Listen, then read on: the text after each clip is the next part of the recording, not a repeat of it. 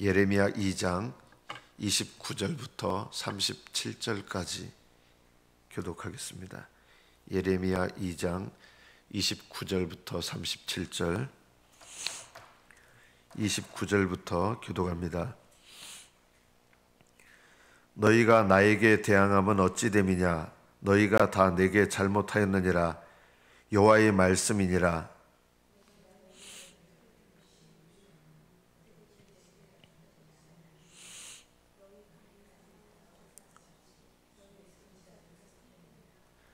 너희 이 세대여, 여호와의 말을 들어보라. 내가 이스라엘에게 광야가 되었었느냐? 캄캄한 땅이 되었었느냐? 무슨 이유로 내 백성이 말하기를 우리는 노였으니 다시는 죽게로 가지 아니하겠다 하느냐?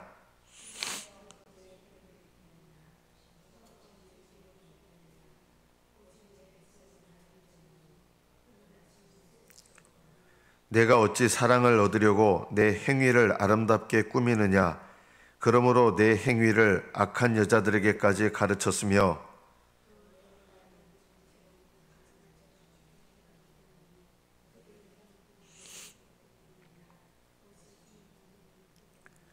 그러나 너는 말하기를 나는 무죄하니 그의 진노가 참으로 내게서 떠났다 하거니와 보라, 내 말이 나는 죄를 범하지 아니하였다 하였으므로 내가 너를 심판하리라.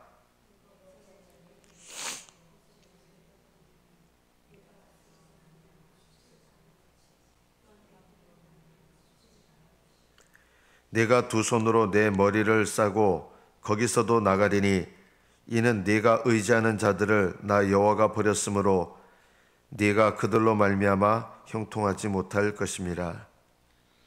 여기까지 받들어 읽겠습니다.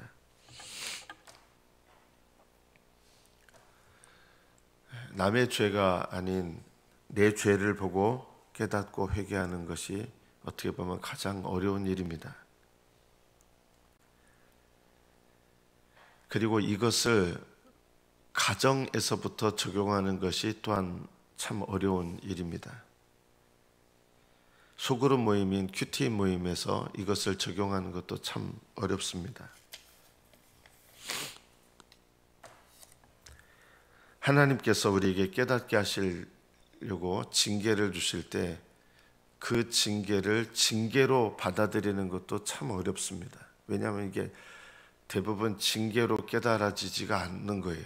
하나님께서 우리를 사랑하셔서 징계하시는데 우리는 그것을 징계로 받아들이지 않습니다. 이게 무슨 말이냐면 징계의 목적은 우리로 하여금 깨닫게 하셔서 바른 믿음의 길로 가게 하시는 게 목적이거든요. 근데 우리는 징계를 받아들이기를 원하지 않습니다. 그럼 어떻게 해석을 하냐면 다른 사람의 잘못 때문에 일어난 일이다. 우리는 이렇게 해석을 하고 싶어 합니다. 다른 사람을 통해서 일어난 징계라도 그 징계의 목적은 하나님께서 내 죄를 깨닫고 돌이키는 것이 목적인데 우리는 다른 사람 때문에 일어났으니 이것은 나에 관한 것이 아니라 다른 사람의 잘못이다면서 그래서 우리는 징계를 깨닫기가 참 어렵다. 죄를 깨닫기가 어렵고 또 하나는 죄를 깨닫게 하셔서 돌이키게 하시는 하나님의 징계에 대해서 징계를 또 깨닫기가 참 어렵습니다. 우리는 징계를 잘 받아들이고 싶어 하지 않습니다. 우리 내면은요, 항상 내가 옳다라는 것을 사람들한테 나타내고 싶어 합니다. 내가 옳다. 그래서 우리는 하나님의 징계에 대해서도 잘 깨닫지를 못하게 됩니다. 우리 각자는 다른 사람의 죄에 대해서는 과도하게 비난하고 다른 사람의 죄에 대해서는 과도하게 비난할 준비가 돼 있어요. 분노할 준비가 돼 있어요. 예를 들면 이런 것일 수 있죠. 저는 진화론을 결코 믿을 수가 없습니다. 믿지 않습니다. 저는 제 신앙 양심뿐만 아니라 적어도 제가 갖고 있는 과학적인 어떤 베이스에 의해서 저는 진화론이 과학적이라는 것을 1%도 저는 받아들일 수 없는 사람입니다. 자, 그러면 저는 진화론에 대해서 관계가 없는 사람이니까 뭘 하기가 쉬워요? 진화론을 주장하는 사람들에 대해서 과도하게 공격을 할 수 있습니다. 나는 진화론과 관계가 없기 때문에. 나와 관계없는 죄에 대해서는 과도하게 비난해서 은연중에 내가 옳다라고 하는 것을 나타내고 싶어하는 마음이 있습니다. 또 이런 것이 있죠. 동성연애. 저는요, 동성연애에 관해서 단 1%도 용납하거나 받아들일 수 없습니다. 저는 동성연애의 죄를 범하지 않겠죠. 그러니까 어떻게 과도하게 반응할 수 있느냐. 동성연애하는 사람들에 대해서 지나치게 비난하고 지나치게 반응할 수 있어요. 왜냐하면 그 죄는 내가 관계된 죄가 아니기 때문에, 내가 관계된 죄가 아니면 지나치게 그것을 비난하고 공격하면서 나를 옳게 만들고 싶어하는 것이 있습니다. 이런 모습 중에 하나가 뭐냐면요, 다른 사람의 죄에 대해서 우리는 지나치게 비난하고 지나치게 반응하고 지나치게 공격함으로써 나를 은연중에 옳다고 하고 싶어하는 거예요. 내가 그 죄와 연루되지 않으면 우리는 그 사람들을 얼마든지 과도하게 비난하고 그들에 대해서 맹공을 퍼부을 준비가 되어 있습니다. 이것이 정말 죄를 미워해서 그러느냐? 그것이 아니라 나를 옳게 보이려고 하는 그런 마음입니다. 우리 각자는 그래서 이게 남의 문제가 아니라 우리 각 사람의 내 모습인 거예요. 다른 사람의 죄에 대해서 과도하게 지나치게 반응하고 마치 그 죄에 대해서 엄청나게 내가 죄를 미워하는 사람인 것처럼 내가 나타낼 때가 있는데, 그게 바로 나와 관계되지 않은 다른 사람의 허물과 죄에 대해서 지나치게 반응하는 것을 통해서 나타나는 것입니다. 이것이 사실은요, 죄를 미워하는 행동이 아니라 우리 자신을 은연중에 숨기고 꾸미는 행동입니다. 나는 내 죄에 대해서 그렇게 분노하고 내 죄에 대해서 비난해 보았습니까? 우리는 이게 참 어렵다는 것이죠. 다른 사람의 죄를 깨닫고 비난하고 반응하는 것이, 그것이 반드시 내가 죄를 깨닫고 반응하는 것은 아닐 수 있습니다. 드러난 어떤 사람들의 죄에 대해서 지나치게 분노하는 것도 우리는 그것을 통해서 상대적으로 나는 그런 죄인이 아니다라고 하는 것을 증명하고 싶고 나타내고 싶고, 사실은 그게 뭐냐면 나를 꾸미는 것입니다. 하나님께서 우리에게 원하시는 것은 뭐냐? 다른 사람의 죄에 대해서 분노하기보다 먼저 그들의 죄를 통해서 내 죄를 깨닫고 회개하는 것이 하나님께서 우리에게 원하시는 거거든요. 다른 사람이 어떤 죄로 인한 징계를 받을 때 우리는 어떤 태도를 갖습니까? 그거 봐라, 잘못하더니 저 하나님한테 얻어맞았다 저거, 이러잖아요. 우리가 다른 사람의 징계를 통해서 우리가 깨달아야 될 것은 그것을 통해서 나를 돌아보고 내 죄를 깨닫고 회개하는 데 이르는 것, 이것이 더 올바른 것이죠. 우리는 하나님께 대항하는데, 이스라엘 백성이, 하나님께서 이스라엘 백성에게 뭐라고 말씀하시냐면 너희가 나한테 대항했다라고 하는 겁니다. 이스라엘 백성은 본인들은 억울하다가 여길 거예요. 우리가 언제 대항했습니까? 하나님께. 하나님께 대항한다는 게 뭡니까? 죄를 깨닫게 하실 때 내 죄를 깨닫지 않는 게 하나님께 대항하는 겁니다. 하나님께서 이스라엘 백성에게 징계를 주셨는데 그 징계를 통해서 깨닫고 하나님께 돌아와야 되는데 전혀 깨달으려 하지 않았습니다. 그래서 하나님께서 깨닫게 하시는 은혜를 거부하는 것, 하나님께서 징계를 통하여 돌아오게 하시는데 그것을 깨닫지 못하고 돌아오지 않는 것, 이것이 하나님께 대항하는 것입니다. 우리는 하나님께 얼마나 대항하고 살아가고 있는지 못 깨닫습니다. 하나님께서 우리에게 깨닫는 많은 장치를 주시는데 우리는 깨달으려 하지 않고 깨닫고 싶어 하지 않습니다. 그래서 하나님께 돌아가지 않습니다. 이것이 하나님을 대항하는 것입니다. 너희 자녀들을 때린 것이 무익함은 너희 자녀들이 징계를 받아들이지 않았다.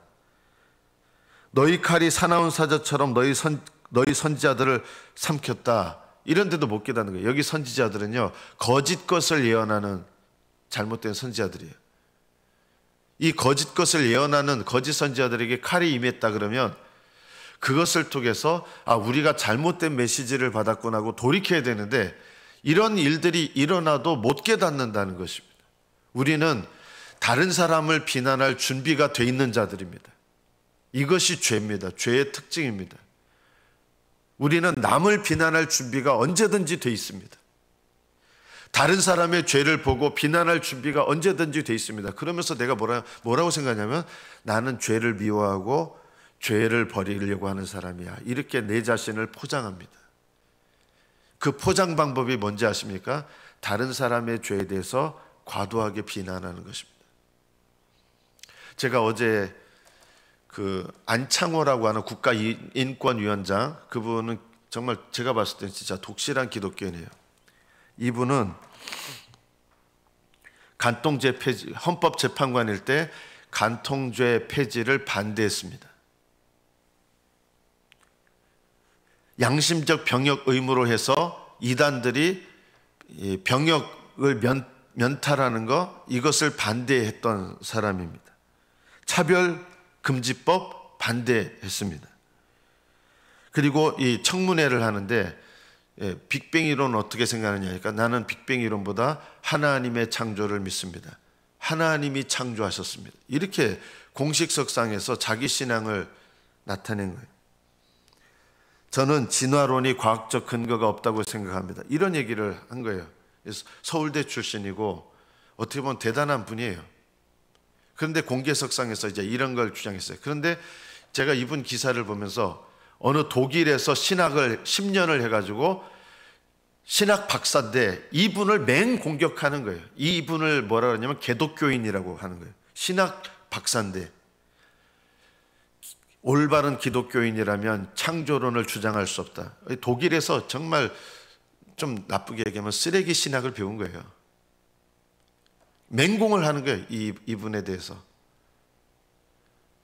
이런 분들이 나중에 마지막 때가 되면 참된 그리스도인들을 적그리스도의 편에 서서 공격할 사람들이 됩니다. 자, 그런데 문제는 뭐냐면요, 이분에 대해서 제가 이제 스크랩을 해가지고 너 분노를 한 거예요. 제가 이분에 대해서. 근데 분노하면서 어떤 생각이 드냐면, 하나님께서 이런 마음을 주신 거예요. 네가 그 사람에 대해서, 저는 1%도 동의할 수는 없어요. 그런데 그 사람의 죄에 대해서 맹공을 퍼부을 준비가 돼 있는 거예요. 그러면서 마치 나는 하나님 앞에 의로운 사람인 것처럼, 이것 자체도 나를 꾸미고 포장하는 것이죠. 저는 동의하지 못합니다. 그 독일 신학자든 뭐 독일 신학 박사든 독일 목사든 저는 결코 동의할 수 없습니다. 저는 그분과 함께 할 수 없습니다. 그럼에도 불구하고 그분의 죄를 맹렬하게 공격하면서 마치 나는 하나님 앞에 의로운 사람인 것처럼 나타내고 싶어하는 그런 마음이 있다. 이게 뭡니까? 나를 꾸미는 겁니다. 나와 관계되지 않은 죄에 대해서 과도하게 비난하고, 과도하다는 게 동의하라는 게 아니에요. 나와 관계되지 않은 것에 대해서는 엄청나게 비난하고 공격하지만, 정작 하나님 앞에 내 죄를 깨닫고 회개하는 것에는 나를 돌아보지 않는다면 그것이 도대체 무슨 소용이 있겠습니까? 진짜 신앙은요, 남의 허물을 보고 죄를 보고 분노하고 공격하는 게 아니라 내 죄를 깨닫고 돌아보고 회개하는 것입니다. 이 신앙을 갖기가 참 어렵습니다. QTE는요, 이게 목적인 거예요. 그러니까 어렵죠. 내 죄를 깨닫고 돌아보는 거, 이게 제일 어렵습니다. 이스라엘 백성들은 하나님께서 뭐라고 하십니까? 징계를 받아들이지 않고 우리는 놓였다. 우리는 하나님께 매이고 싶지 않다는 거예요. 하나님께 순종하려 하지 않습니다. 이 메시지를 전하는 예레미야는 어떤 마음이었을까요? 이제 우리가 이 메시지를 하나님 전하게 하신 그대로 메시지를 전하는데 예레미야의 마음은 어떤 마음이었을까요? 예레미야는요, 이 메시지를 선포하면서 너무나 가슴 아픈 마음으로 메시지를 전하는 거예요. 예레미야는 눈물의 선지자였습니다. 이스라엘 백성에게 이 메시지를 전하면서 이 나쁜 놈들, 이 못된 놈들, 하나님께 돌아오지 않는 놈들, 이런 마음으로 메시지를 지금 선포하고 있는 것이 아니라 예레미야는 이 메시지를 듣지 않는 이스라엘 백성을 향해서 눈물의 선지자잖아요. 가슴 아파하면서 이 메시지를 전하는 거예요. 우리는 다른 사람들의 죄에 대해서 책망해야 될 때가 있습니다. 그러나 책망할 때 어떤 마음이 되어야 되느냐? 예레미야와 같은 마음이어야 됩니다. 그러나 우리는 다른 사람의 죄를 보고 책망하면서 인간적인 분노심, 그리고 마치 나는 그 사람에 비해서 의로운 사람인 것처럼 맹공을 퍼붓고 이런 마음으로 한다 그러면 그것은 하나님께서 기뻐하시는 올바른 신앙은 아닐 것입니다. 오늘 주시는 말씀을 우리가 먼저 나에게부터 적용할 필요가 있죠. 내 백성이 나를 잊었다는 것입니다. 그리고 나를 잊은 날수가 셀 수가 없다. 우리의 삶을 돌아볼 필요가 있겠죠. 하나님을 잊고 살고 있지는 않습니까? 저는 하나님을 늘 기억하는데 그거 말고 내 삶을 살아가면서 하나님을 의지하면서 사는 삶이 아니라 그냥 내가 의지하는 것들, 내가 생각하는 내 삶의 방식대로 살아가면서 그냥 머릿속에 기억하는 건 하나님을 잊어버리는 것이죠. 하나님을 기억한다는 것은 내 삶에 하나님을 의지하고 하나님을 영화롭게 하고 하나님을 위해서 살고 하나님을 의지해서 살고 내게 깨닫게 하시는 하나님의 음성을 듣는 것, 이것이 하나님을 기억하는 것입니다. 그런데 33절에 보면 이스라엘 백성이 내가 어찌 사랑을 얻으려고 다른 사람에게 인정받으려고 하는 거예요. 다른 사람한테 인정받으려고 너의 행위를 아름답게 꾸미느냐. 여기 행위는 원문대로 하면 길입니다. 길, 살아가는 길, 살아가는 너의 삶을 아름답게 꾸민다는 거예요. 남들한테 굉장히 신앙이 있는 것처럼, 왜냐하면 하나님을 경외하는 것처럼 하는 거예요. 우상을 섬기는데, 내면은 정말 우상을 섬기는데 겉의 모습은 이게 은밀하게 하기 때문에 하나님을 마치 열심히 섬기는 것처럼 이렇게 하는 거예요.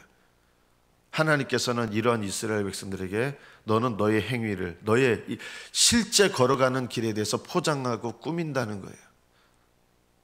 나를 잊어버리고 살아가고 있는데 마치 하나님을 경외하는 사람인 것처럼 너를 꾸미고 포장한다는 거예요. 그리고 너의 행위를 악한 여자들에게까지 가르쳤다. 하나님은 우리가 알고 받아들이는 올바른 교리에 속는 분이 아니십니다. 우리가 어떤 길을 걸어가고 있느냐가 내 신앙이지, 내가 무엇을 믿느냐.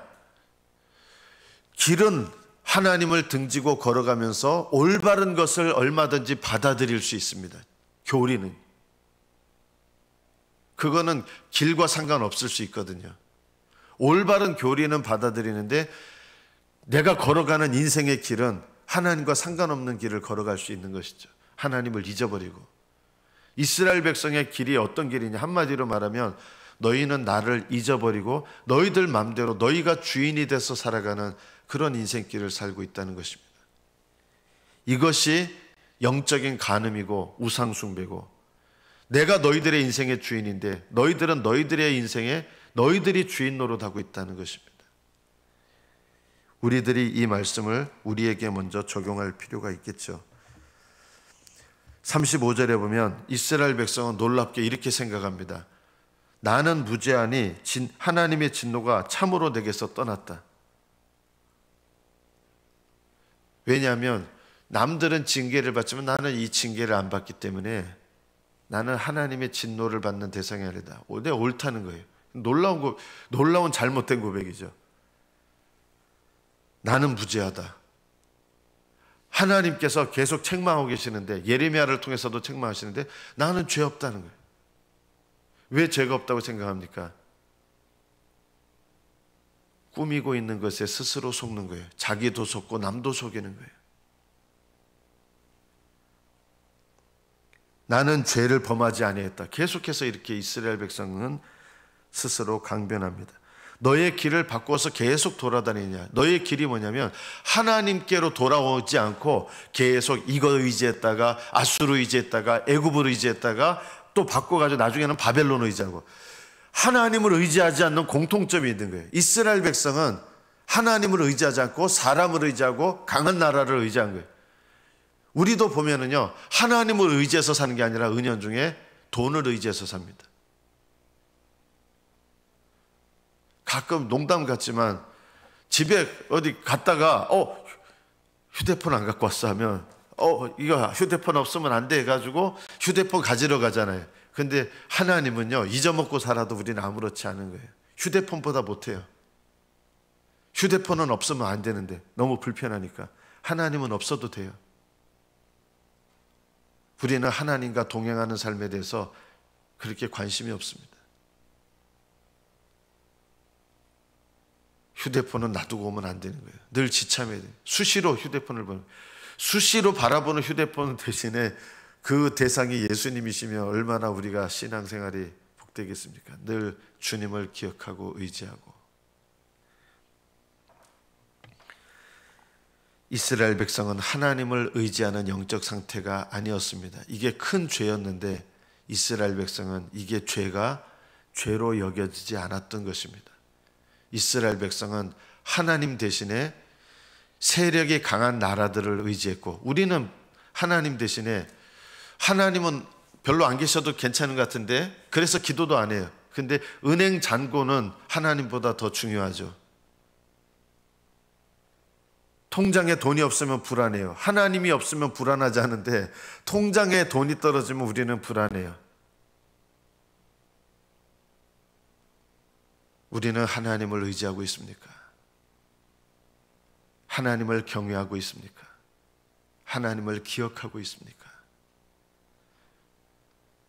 다른 사람들이 어떻게 보면, 여러분 저 술 안 마시고 담배 안 피거든요. 그러면 어떤 죄를 맹공을 퍼부을 수 있겠어요? 저도요. 내가 술 담배 안 하니까 술 담배 하는 사람들에 대해서 지나치게 공격하고 지나치게 그들의 죄에 대해서 책망할 수 있습니다. 그건 내가 관계에 연루되지 않은 죄이기 때문에. 그러나 술 담배는 내가 하지 않지만 술 담배보다 더한 거를 할 수 있잖아요. 그게 뭡니까? 누군가를 막 미워하는 거, 다른 사람에 대해서 쉽게 비난하는 거, 비웃는 거, 가볍게 여기는 거, 남의 인격을 무시하는 거. 술 담배는 안 하는데 이웃은 미워해요. 하나님께서 직장에 주신 권위는 무시해요. 술 담배 안 하는데. 직장뿐만 아니라 가정에서 주신 권위를 무시해요. 술 담배 안 하는데. 교회에서 술 담배는 안 하는데 교회에서 하나님 주신 권위를 무시해요. 이게 더 나쁜 거 아닙니까? 권위를 무시하는 죄가 더 나쁜 죄인데, 제 술 담배 옹호하는 사람은 아니에요. 그러나 술 담배 하는 것보다 권위를 옹호하고 이웃을 우습게 여기고 가볍게 여기고 이런 죄가 더 큰 죄 아닙니까? 사랑하지 않는 죄가 더 큰 죄 아닙니까? 남을 비웃는 죄가 더 큰 죄 아닐까요? 우리는 이런 죄는 못 깨닫기 때문에 우리도 이스라엘 백성들처럼 똑같이 그럴 수 있어요. 나는 죄가 없다. 나는 하나님께 범죄하지 않았다.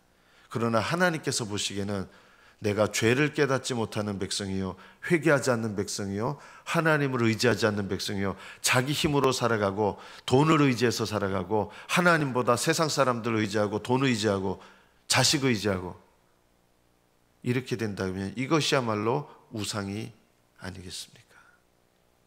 말씀을 맺습니다.